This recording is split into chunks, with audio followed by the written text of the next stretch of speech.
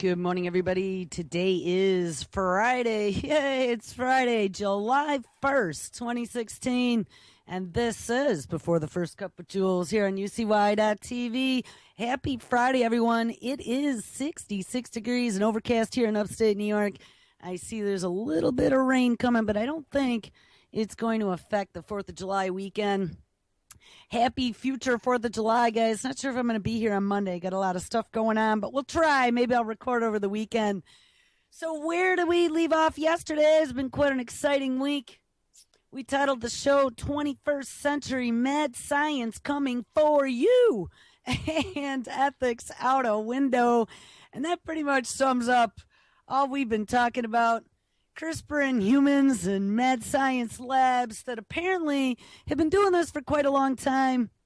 We discovered lots of different institutions, Ivy League colleges, hospitals, rich tech billionaires, all investing in this technology to be able to genetically modify human beings in the name of science to cure disease, to cure death as a disease, says Kurzweil.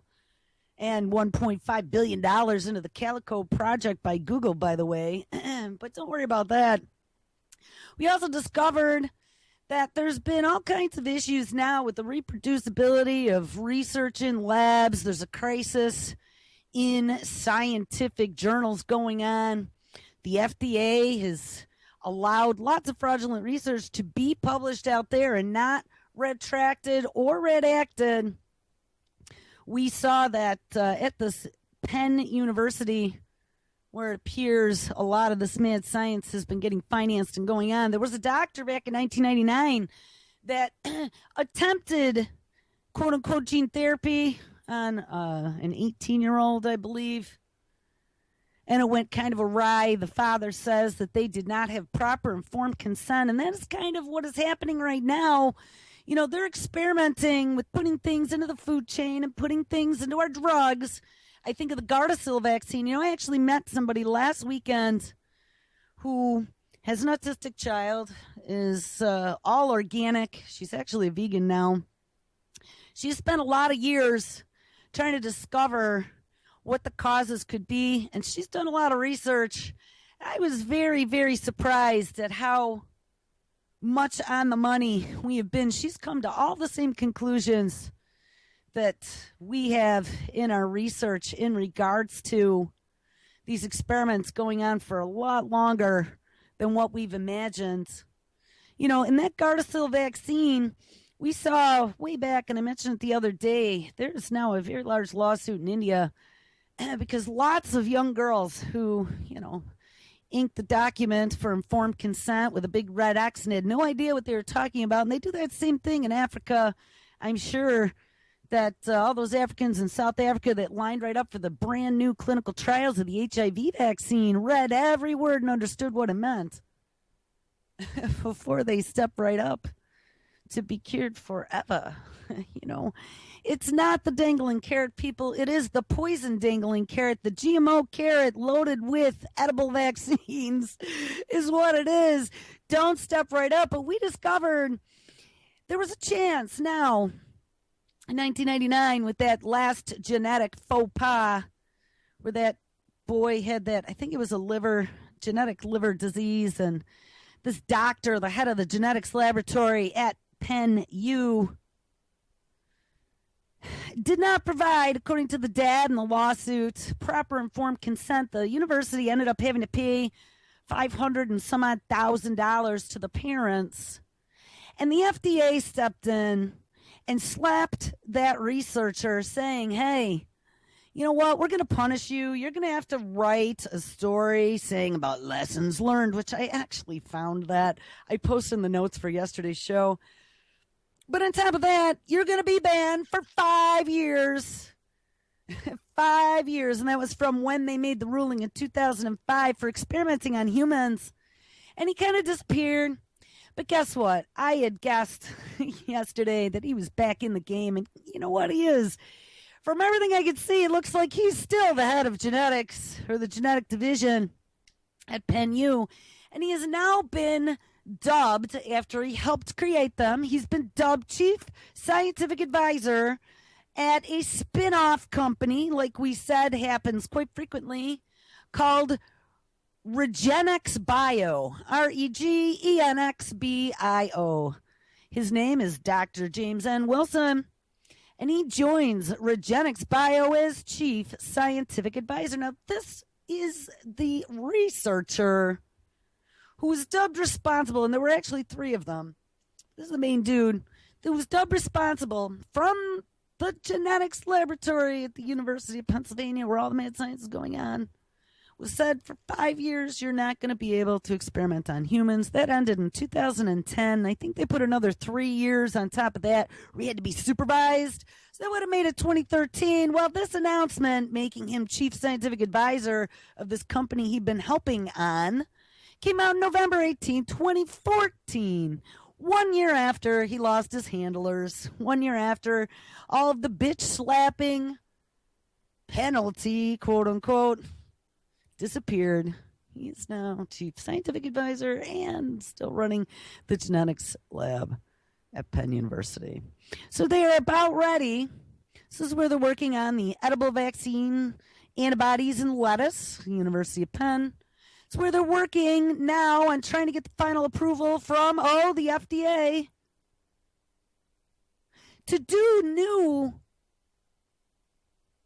splicing and dicing gene therapy on humans.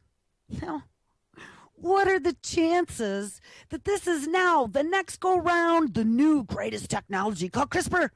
Remember, we found out CRISPR's way more precise than things used to be because it only does 20 letters in a sequence versus a whole sequence. So you can't, there were duplicates. We read about 101, all the questions you're afraid to ask about how CRISPR works. So it's much more precise.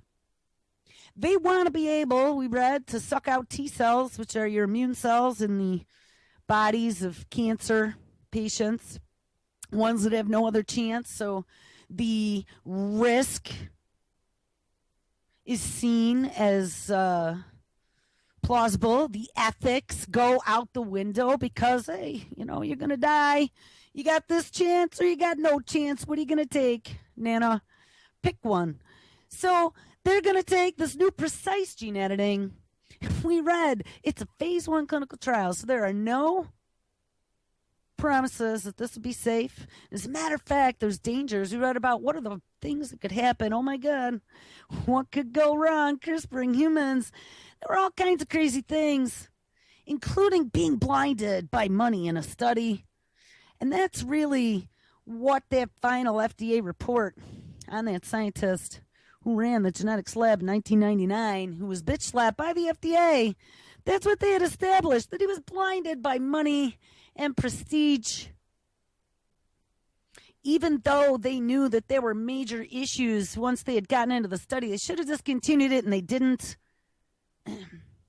We found out that they could fudge numbers, anything, because in the end, these people who are all invested, these venture capitalist firms made up of rich tech billionaires who all want to live forever, who all want to use us as free R&D, step right up, become a part now of this federally addicted precision medicine cohort program, help fuel the 21st century, help make us as a society better than we are now, help combat climate change, help combat the cost of those irresponsible people who do bad things like smoke and drink, burn fossil fuels, turn on an air conditioner, eat beef.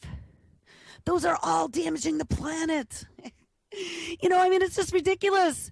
But they're going to use this Getting Healthy 2020 or 2030 Act, this being able to cure you, dangle, you can live forever, as the way that they're going to convince us to start wearing these biosensors that we've read about many times. We've seen, again, Bill and Melinda Gates, they have been sprinkling funding in all of this technology, every single one of them, to help nudge things in the direction they need it to go. So we're at this point now where it is complete, utter insanity. They've been able to crack all these different secrets. Not only are they splicing and dicing humans, but all of biology. They've done it to the plants. They've been doing that together. They've done it with the insects. They're working on the bacteria. And we read a story yesterday or the day before about now we have all this merging as well of biology and electronics, right? We have the tunable DNA nanowires that we read about yesterday that they are thinking will be able to connect synapses in the brain or even integrate biological components into electronics to make them work like a human brain. We found that they had some other type of organic nanowire synaptic transistor yesterday that are very easily transplantable. They have 144 of them in a dish, and they're trying to mimic our thought processes. We found out a few days ago they also got some super HD brain scanning that they've been working on that has given them detail and connections and visualizations of how information passes through the brain that will allow them to construct supercomputers utilizing these artificial synapses that work just like human synapses that are made out of biological material, CATG, those are those little DNA nanowires, to be able to develop the next generation of artificial intelligence. You know, they're already working on how that works. They're working on tapping all the secrets on how biology affects the brain. And I think we're in for some trouble. There's a story that came out about a week ago. Artificial synapses could let supercomputers mimic the human brain. Researchers say the technology could improve robots. Woo! All right. So Atlas and all the new big dogs. I don't know if you guys saw that new DARPA. I don't know if it was a DARPA, but probably it was Boston Dynamics. I don't know who funded it, but Boston Dynamics is actually Google. Maybe it's a Google bot. I don't know if they sold them. At one point, we were thinking they might have been sold to Toyota as a potential. I haven't seen anything on that, but there's a new animal-esque robot that is a mini big dog or a mini cheetah.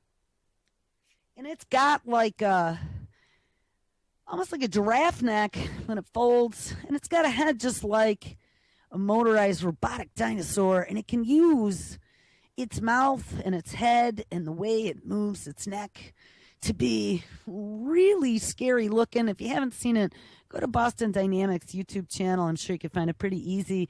Just look for their new robot. It was frightening. I mean, beyond frightening. If you thought Atlas 2 looked frightening, wait till you see this new robot. Anyway, they think that this new artificial synapses that make supercomputers that mimic the human brain could help improve robots, self-driving cars, which, you know, those are coming very fast. And self-driving cars, don't forget, are going to kill you and your passenger as part of their algorithm. And this has pretty much been determined, guys. So just be fully aware of this. If it comes down to killing you and your passenger, 50 people on the sidewalk as you careen out of the way of the brick wall or the semi under the guise of self-preservation, it won't allow you self-preservation.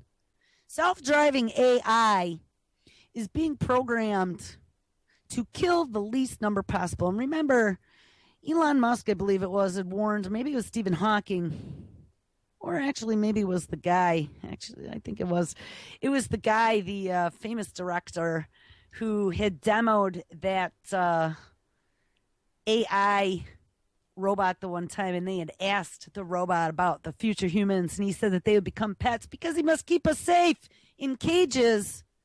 You know, if they are programmed with a directive, It all comes down to the interpretation of that directive. So we might actually mean a directive one way, but the AI may interpret it another way. So just be cautious of that. We do not want to make machines smarter than us.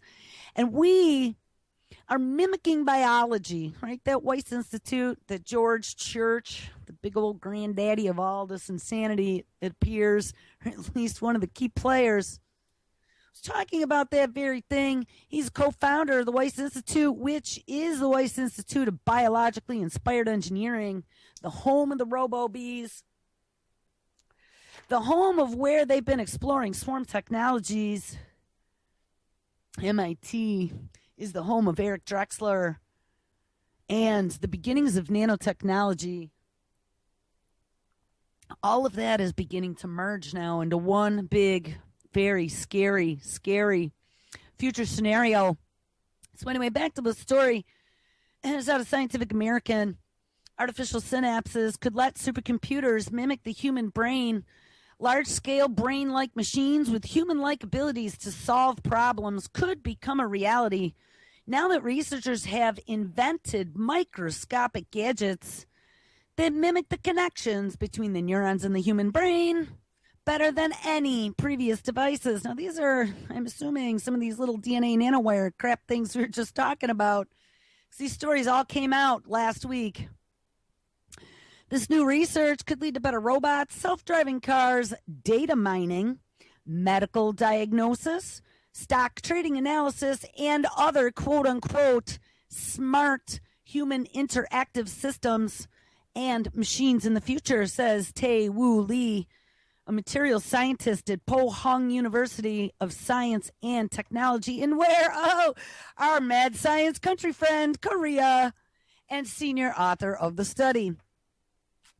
The human brain's enormous computing power stems from its connections, and previous research suggested that the brain has approximately 100 billion neurons and roughly 1 quadrillion connections wiring these cells together. And at each of these connections, or more affectionately known as synapses, a neuron typically fires about 10 times per second. In principle, the human brain can perform about 10 quadrillion operations per second. And in comparison, the world's fastest supercomputer, we talked about this is the Tiny 2 in China, is capable of carrying out about 55 quadrillion calculations per second, which is very frightening because did they just say the human brain typically carries out 10 quadrillion operations per second, but China's world's fastest supercomputer, the Tiny 2, is capable of carrying out 5 times as many, 5.5 times as many, 55 quadrillion calculations per second. Wow. You know, we did this story before, but I don't think we ever made it through the whole thing. And I remember reading this, but I missed that. That is extremely frightening. So China's supercomputer, the world's fastest, is 5.5 times the speed of the human brain now. Oh, we better pay attention to that. We better start digging into the Tiny 2. I'll spell it. Anyone wants a research project, not doing anything over the holiday weekend. It is spelled TIANHE-2. And that is supercomputer in China, Tiny 2. All right, anyway, according to the Top 500 project, which ranks the 500 most powerful computers in the world, they state that that is the speed of this Tiny 2. However, previous research suggests that the human brain consumes only about 20 watts of power, which is barely enough to run a light bulb, where the Tiny 2 consumes 17.8 megawatts. And in one of those stories we read yesterday about the little DNA nanowires, we discovered what was so important about the DNA nanowires versus the wire nanowires that they were using previously to emulate a human brain with synapses was that it was almost, just a little bit more, almost at the same energy requirements as the human brain. So they've cracked that issue now. We are in big trouble. Do you see this? We are in big trouble. Oh, man. But don't worry about it, people, because you know what? This is eons down the road. We will not build a supercomputer that'll be able to mimic the human brain with the same power consumption and start thinking on its own. No. Faster, 5.5 times faster right now than the human brain. And like I keep reminding you, this is just the beginning. You better find a dark, safe corner under a bed somewhere. That's all I can say. This is just beyond long. I mean, and trust me, I have a pretty colorful imagination of dystopia, the future. And this just completely, like, I never in my wildest, most insane dreams ever envisioned myself sitting here, right now in my little office talking about this being scientific fact. This is Scientific American, June 20th, 2016. It's a pretty reputable publication. I've been reading Scientific American since the late 80s. It's where I very, very, very first time learned about nanotechnology. On the cover. I've tried to find that cover online, and they must not have gone back and scanned all the old ones, but I remember it was like whatever the electron microscope technology was for probably 1988, 1989, I would have to say. Probably 89. And maybe 91. I don't know. Somewhere right in that few year time period, because I was in my apartment. And it was right around the end of college there somewhere. But I remember it was an electron microscope. It was kind of in browns and reds. And there was a little gear. And there were these little legs.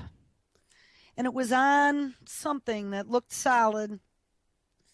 And they had talked about these minuscule, not even able to be seen unless it was under massive magnification, robots that they were going to be messing with and setting loose to do things. I remember thinking to myself, oh my, what are we going to do?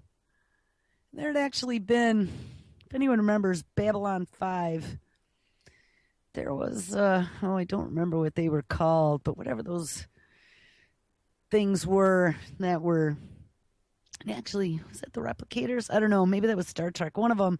Maybe replicators were the Star Trek. One of the sci-fi shows of the time had this invasion of these microscopic things that could turn themselves into anything, that were like just ravaging the universe. And man, we are, this mad science has become a cancer. You know, we have now come to the point where if there's any type of interstellar intelligence out there that's been keeping an eye on us, if we've been some sort of interstellar reality TV program called Earth, I bet the bets at the bookies are high now for if we're going to destroy ourselves or if we're going to keep going. And because we are at that point now, never before. Like if I just sit back, like at a real high level and look across the expanse of at least the history we know of everything, the history of everything, to the Big Bang to now, in our little universe, right now has to be probably the closest, at least that we know, that we have come to being able, with one of the smallest organisms on the planet, let's say a nanobot, or even let's, back it up. Let's go to old school technology. Let's just look at a bacteria or a virus, right? We've known about them for at least 100 or 200 years. With just one small organism that we can wipe everything out. What a precarious pedestal we are sitting on right now, thinking that we'll be able to cure death. And these people are just taking us down that road. They're playing that flute. You're going to live forever. Line right up and let's walk down the yellow brick road. But once you get to the end, and they pull back that curtain, good old Frank Zappa said it, all you're going to find is a brick wall. They put all the chairs away and took the stage down. And it's been a joke on you. Anyway, I'm like way off the topic. Sorry, let's go back to this about artificial synapses. So this is the exact same technology, same research, same paragraph.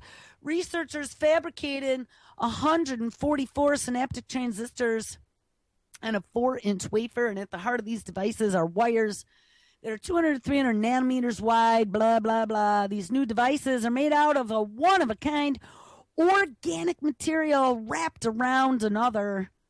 And these materials help the artificial synapses trap or release electrically charged ions, mimicking how biological synapses work and how an electrical switch can be flicked on and off. Guys, this is it. Now, we started talking about the new breakthrough in 3D printing telephones.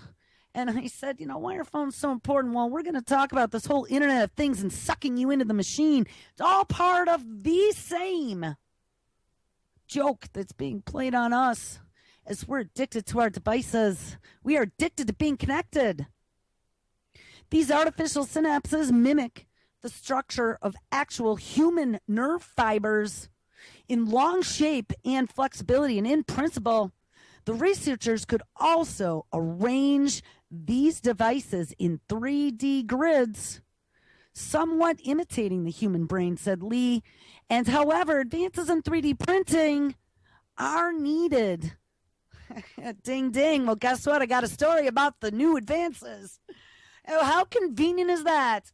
But new advances in 3D printing are needed to create such 3D grids of artificial synapses. Oh, what to do? The researchers are now working on developing organic nanowires. Ding, that's the other story. DNA nanowires, low power, just about the same as the human brain. They also think that they can reduce the synaptic transistor energy, ding, ding, ding, consumption even further by tinkering with the selection and structure of the materials they use. The scientists detailed their findings online in the June 17th Journal of Scientific Advances. And that's all you need to know. The story was very interesting because it stitched together the two others that we had just read about these nano wires. Now, what I got to find here, and I thought I had it, but maybe I put it out of order. So give me 1 second. I want to find the story. I thought this was it, but I guess it's not. I got to find the story about the 3D printed everything. Here we go. All right, let's get us into order. I like to keep all my tabbies in order. I can go from one to the other. All right. So here, this is where we ended the show yesterday, so it only took us 30 minutes to get here. I do that almost every day, but you know what? It's good. It's a review. 3D printed phones herald the world of instant electronic everything. Like I said, what do phones have to do with all this? Well, I'm going to tell you. I'm going to illustrate what phones have to do with all this. Circuits in, electronic devices such as phones or artificial synapses can now be printed 3D directly into electronic devices, meaning that factories could spit out new gadgets almost as quickly as we think them up. Oh, the humanity. And of course, where's this going on? Oh, in China. For the past few months, a factory in China has been spitting out a new kind of smartphone. And inside each is an antenna that was 3D printed directly onto the plastic housing. It doesn't sound like much, but this ability to print electronic components at a scale and a speed required by the smartphone industry is new, and it has the potential to usher in a world where sensors and electronics are embedded in everything around us, including you and me.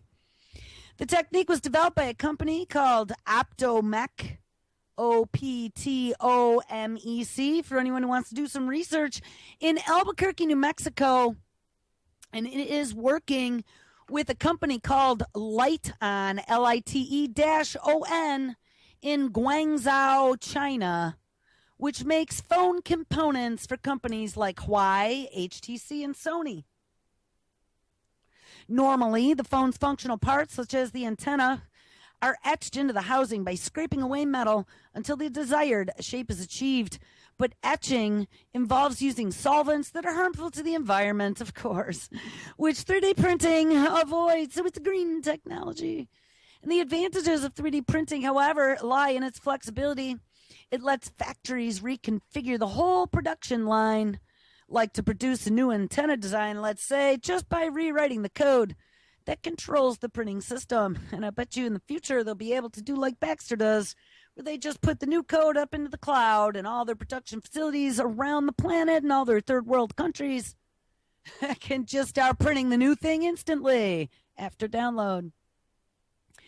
The Optomec system atomizes. Yes, I said it. Atomizes. Atomises, like makes it into atomic particles, atomizes in ink made from conductive metal, and the tiny blobs of metal are then blasted out of a nozzle, just like an inkjet printer, just like the ones that they're printing organs and stem cells with. Also, blasted out of a nozzle at 180 kilometers an hour onto a surface that is so tiny, forming an antenna or any other electronic part. The ability to print electronics on this scale is a sign that this technology has matured by leaps and bounds, I'm sure, to the point where consumers should start seeing the difference.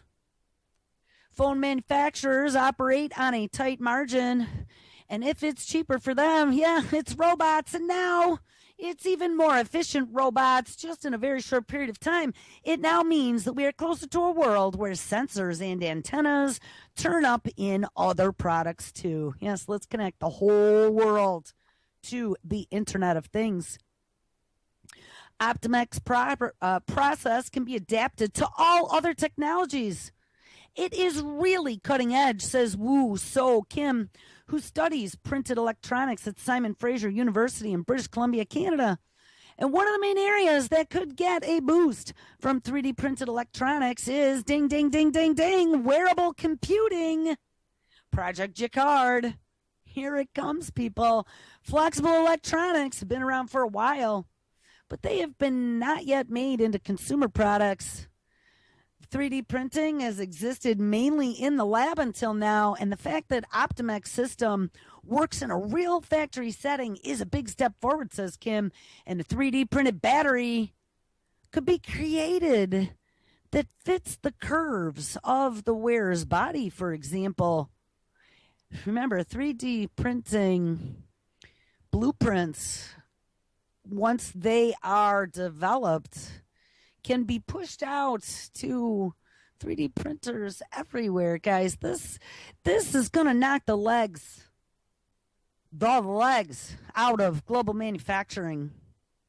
This is going to make the cost minimal for anything. This is probably the closest we have ever been to something that would be close to the replicator in Star Trek.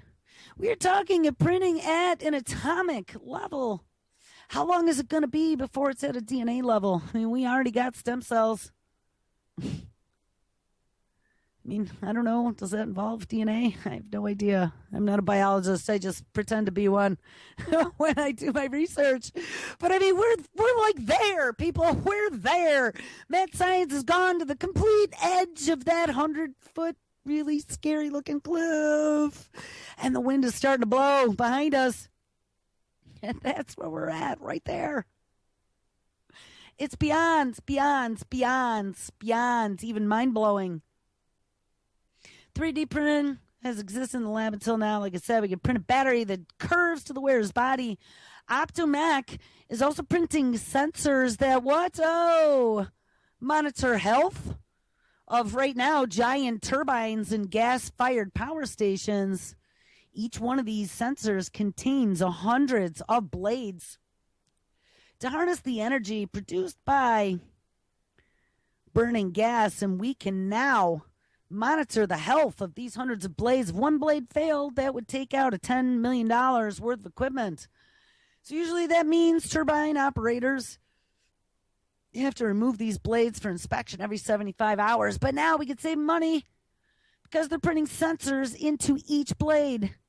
And they can withstand the high temperature of turbine operations, and they can detect small changes in the blade's metallurgy, indicating possible defects. It can also print sensors for bridges to send out information about the stresses and the strains on the structure. But we literally could print sensors everywhere. How long is it going to be before these are biometric sensors? How long is it going to be before we start integrating these sensors into our smart devices, our phones, our Fitbits, everything else? Well, hey, get this. You know, they've been talking about being able to diagnose people from different biometrics. I've talked about them wanting to integrate these biometrics into our different devices, into our ability to authenticate into things. If you remember, we talked about that new kind of Windows 10 authentication. I don't know if I have the story up here, but I just had a story about it yesterday. It came up, but we talked about it many times before, where it's not going to be passwords anymore for anything. It's going to be able to identify you by your patterns. They have pattern recognition algorithms that'll be able to recognize you not just with how you move or how you speak, or, I mean, something as simple as a fingerprint or an eye scan, but also your voice patterns, also your body movements. Here we go. This is a story out of futurism.com. Check out Microsoft's new vision of the future without keyboards and mice. And guys, this is how they're going to pull us all in, or with these devices. Most of us are still using computer with mice and keyboards, at least some sort. However, Microsoft researchers envision a world without the need for a mouse or a keyboard. Oh, some new gadget out there. Let's jump right on board, because we always need the biggest and the best, better than the Joneses next door. Researchers Kirk Kamen, Jamie Schotten, and Herkhoff Benko all want the world of tomorrow to have a technology that only requires hand movements, and they want to insert images or quotes into presentations just with the gesture of your hands. Ultimately, this team wants to be able to use our hands in the digital world just like we use them in real life. And this was kind of also a lot of what Project Jacquard was talking about. Once they have sensors and wires and everything around you, starting with your clothing, but soon to be in walls and printed on everything. We just read about that. They could put sensors on everything to be able to scan in almost like a holodeck environment what is going on in the space that it surrounds. They'll be able to make a 3D grid, just like they were talking about wanting to do with like those brain synapses and the next thing in 3D printing. They're going to be able to do grids like that if they can 3D print biosensors using wireless technologies. As all of those little devices interact together, they'll be able to map a room out pretty easily and be able to determine, you know, the magic. Woo! As you're waving your hands around. Anyone who didn't understand the technology would view that technology as magic. You're making things happen by waving your hands in thin air. Check this, people. They'll also be able to determine whether or not you are mentally sound. And that's something that we've talked about, getting back to the understanding of the brain, the reproducing of the human brain, the cracking all the secrets of the human brain, telling us we are defective humans. We need to be cured.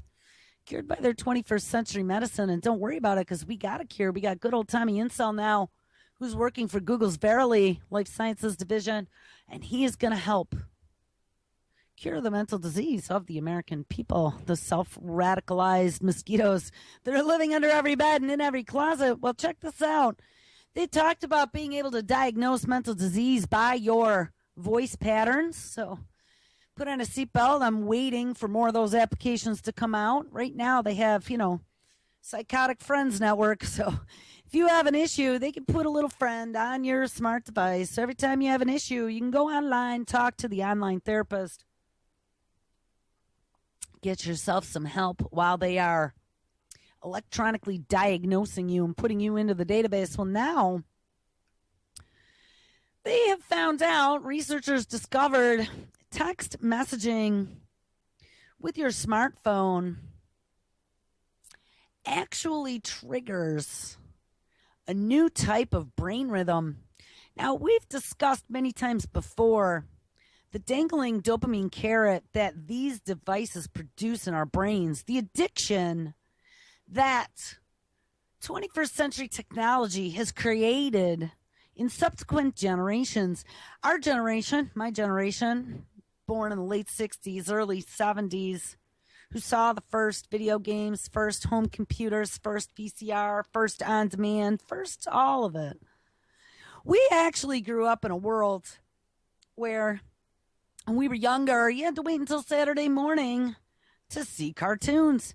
You had a special event like The Hobbit or The Grinch or Charlie Brown.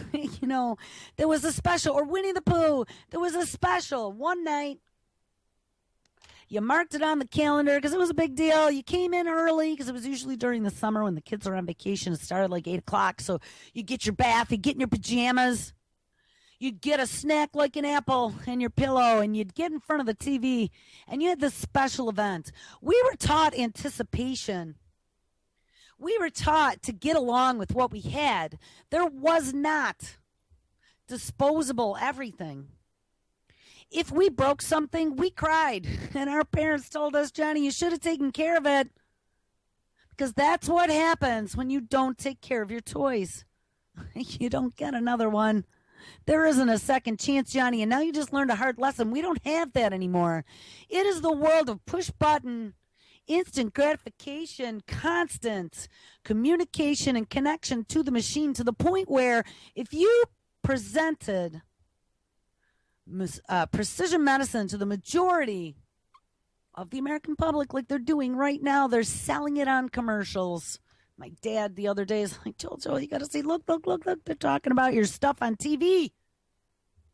I'm going to guarantee you that the majority of Americans are going to look at this as the next best, greatest electronic advance, that they're just going to open their arms, get in line, be 1 million. I bet they're going to have 5 million, 10 million that have stepped right up to hand it all to the machine for the promise that they might be able to fool death and to live forever, that they might be able to be part of that class that will see the wondrous future that they've been promising us just over that next hill for the last three and a half generations now. Well, check this out. They have now discovered text messaging, one of those things that we can't live without. People are so addicted to. Text messagings with smartphones trigger a new type of brain rhythm. What? Yes. Sending text messages on a smartphone can change the rhythm of brain waves, according to a new study. People communicate increasingly via text messaging, though little is known about the neurological effects of smartphone use. Sting, how many times have we talked about that? And there's that study that came out of Microsoft not too long ago. We've mentioned it probably 100 times on the show. How now the attention span of the U.S. adult is about that of a goldfish, 8 full seconds. And they blame that on instant communication devices. Back when I was doing my technical training we had taken a lot of classes in the concepts of adult learning. And one of the things that I had learned back then, and we're going back probably 20 plus years, one of the things that I had learned back then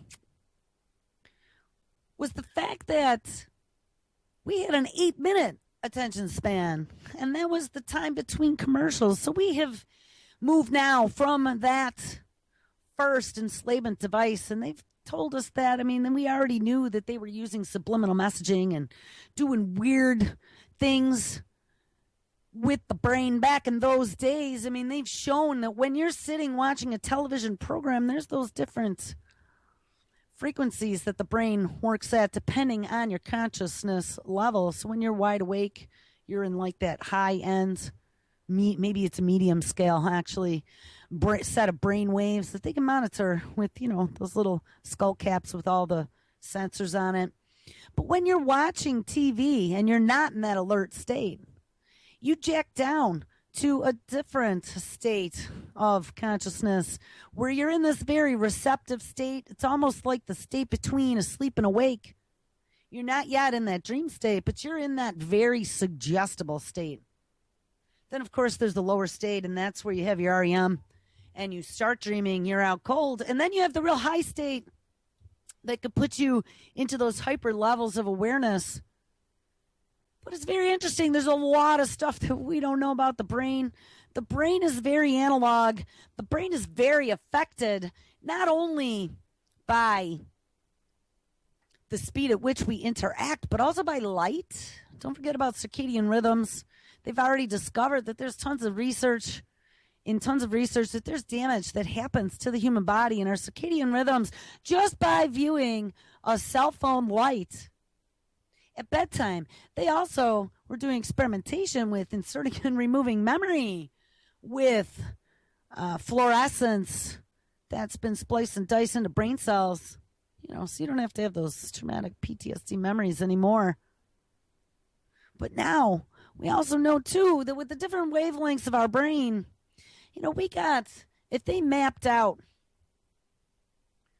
the room of all of the different wavelengths of electronic devices that are beaming around us right now, they discovered that the room is flooded with them. And we now have places such as Facebook and Google that are launching these new 5G satellites and drones. There were 2 different programs. Then we had the balloons as well, the loon balloons. They were going to have this terahertz capacity for the super HD, internet and wireless and cell phone everywhere. How do you think that that's going to affect everyone? I think at one point we had read that some of that terahertz technology can also be used to zip and unzip DNA. I'm pretty sure we read that. That is a topic for way more research. I actually have a couple articles on all the brain wavelengths that I want to hit on, and an article about them now learning to split terahertz wavelengths to even double the capacity. But then there was the research that I had found in some real scientific journal about zipping and unzipping DNA with terahertz. But it's got to make you wonder, as they're cracking these secrets, there are things that they are learning that we are not putting 2 and 2 together about. So anyway, let's talk about this text messaging and how they didn't realize that there are major neurological effects on the brain with smartphones, soon to be wearables and integrated into everything. Sending text messages on a smartphone can change the rhythm of the brain waves, according to a new study published in Epilepsy and Behavior. People communicate increasingly via text messaging, though little is known about the neurological effects of smartphone use. To find out more about how the brain works during textual communications using smartphones, a team led by the Mayo Clinic analyzed data from 129 patients. Their brain waves were monitored over a period of 16 months through encephalograms, which are those EEGs, combined with video footage. And Dr. Tatum, a professor of neurology and director of epilepsy monitoring and the Epilepsy Center at the Mayo Clinic in Jacksonville, Florida, found a unique texting rhythm, quote unquote, in approximately 1 in 5 patients who were using their smartphones to text while having their brainwaves monitored. The researchers asked the patients to perform activities such as message texting, finger tapping, and audio cellular telephone use, in addition to tests of attention and cognitive function. And only text messaging produced the newly observed brain rhythms, which was different than any other previously described brain rhythm. The blue boxes in the diagram that's in the story show that the texting rhythm was present in a 22-year-old patient who is texting with her right hand. The unicity of the texting rhythm, compared with other forms of mental stimulation, could be caused by a combination of mental activity with motor and auditory verbal neurological activity. We believe that this new rhythm is an objective metric of the brain's ability to process nonverbal information during use of electronic devices, and that is a heavily connected to a widely distributed, augmented by attention or emotion. Next to smartphones, the texting rhythm was also found in iPad users. The researchers hypothesized that the presence of a different brainwave rhythm while using mobile handheld devices might be caused by their smaller screens, which require more concentration. These findings could also have a significant implication for brain-computer interfacing, gaming, and perhaps more importantly, driving. There is now a biological reason why people should not text and drive. Texting can change your brainwaves. And while there is still a lot more research needed, we have begun to unravel the responses generated by the brain when it interfaces with computerized devices. I mean, guys, he just said they don't even understand how this works. Yet we have launched it on our children, on all of society, and they are about ready to roll out 10 million more devices, if that. Now, there's another story here. I got so many stories, so I think we're going to have to just hop on this as of Monday. But there is a story about this new printed emotional electronic tattoo. Here we go. Out of Digital Journal from the 28th of June, a few days ago. Tapping emotions with electronic tattoos. Remember that Regina Duggan had talked about those electronic tattoos. They put neat little shapes on them and get the teenagers to wear them. Oh, yeah.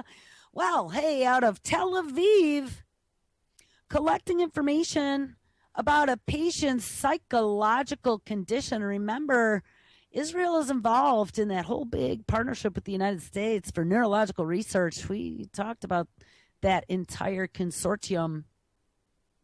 Collecting information about a patient's psychological condition ordinarily involves a procedure called electromyography. This isn't always the most pleasant of experiences, and the new electronic tattoo promises a different approach. An electromyography involves recording electrical signals through the skin, and this involves the application of a cold, sticky gel to the skin. The application of the chilled gel is necessary. It's probably the same stuff like when you're getting an ultrasound. It's necessary to enable electrical connectivity, and the test used is a diagnostic tool for identifying neuromuscular diseases or as a research tool for studying kinesiology, the science of human body movement, and disorders of motor control. This new advancement, though, has been presented from Tel Aviv University. This is a new type of skin electrode where the flat structure resembles a temporary tattoo on the skin. And the advantage of this, how ironic that it's out of Tel Aviv and they're coming up with these electronic Mark of the Beast 666 tattoos. How? What?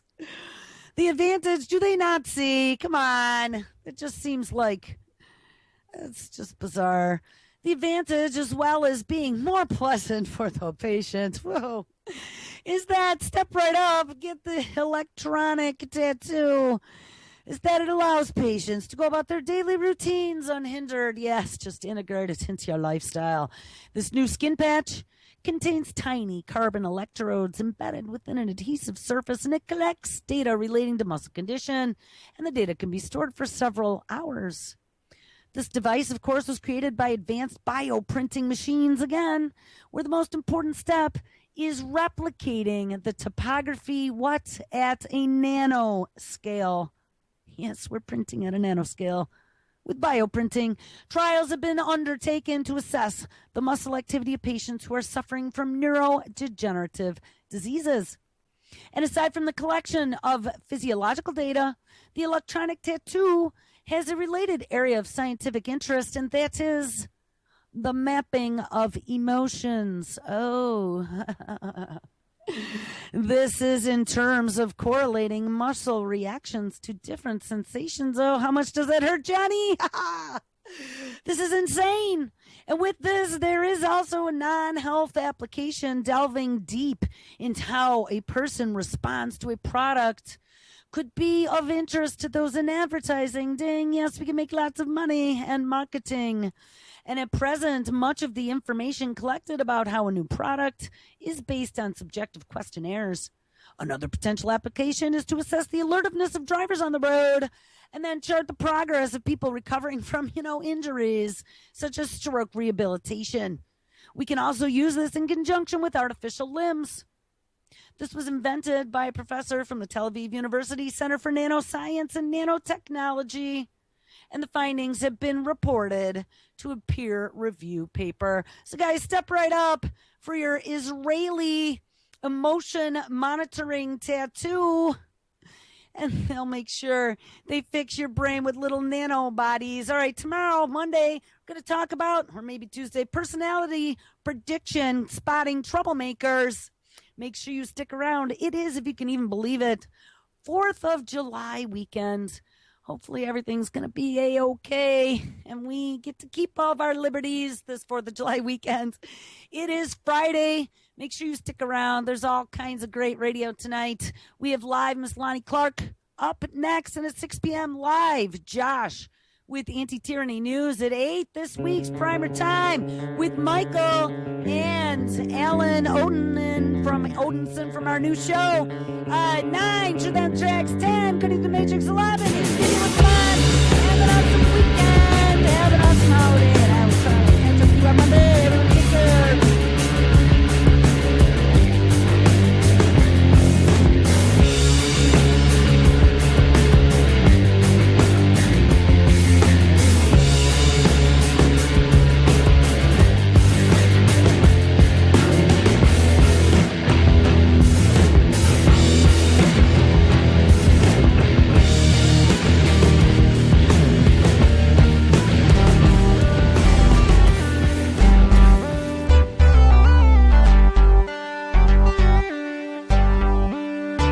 This is Ozzy Skateboard, and you're listening to UCY.